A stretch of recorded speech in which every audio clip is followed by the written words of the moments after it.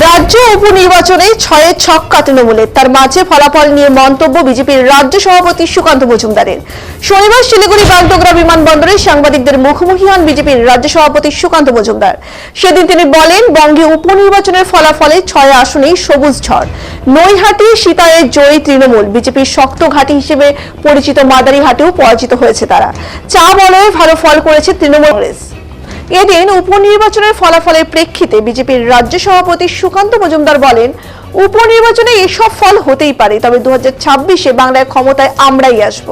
উদাহরণস্বরূপ একটা কথা বলি, কালিয়াগঞ্জ উপনির্বাচন যদি দেখেন, 2019-এ লোকসভা জেতার পর উপনির্বাচনে ওখানে হেরে গিয়েছিলাম, অথচ সেই কালিয়াগঞ্জে 2021-এর নির্বাচনে বিপুল ভোটে জিতেছি। 2024-এ লোকসভা নির্বাচনে জিতেছি, 2026-এ বিধানসভা নির্বাচনেও জিতব। উপনির্বাচন আর সাধারণ নির্বাচনের মধ্যে ফারাক রয়েছে।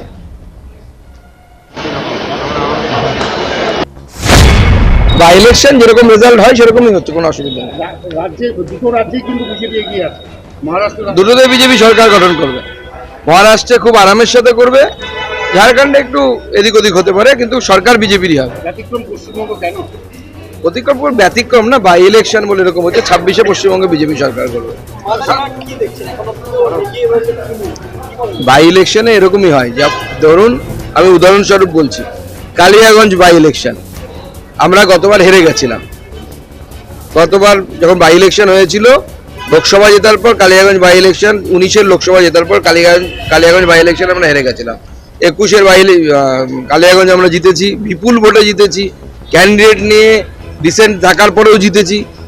আবার 24-এ আমরা লোকসভাতে জিতলাম, আবার 26-এ বিধানসভাতে জিতবো। এগুলো করেন। প্রথম কথা হচ্ছে, মুখ্যমন্ত্রীকে বলতে হবে কেন? আইন কি বলে? আইন বলে যে মুখ্যমন্ত্রী বলার পর পুলিশ গ্রেপ্তার করবে না। এত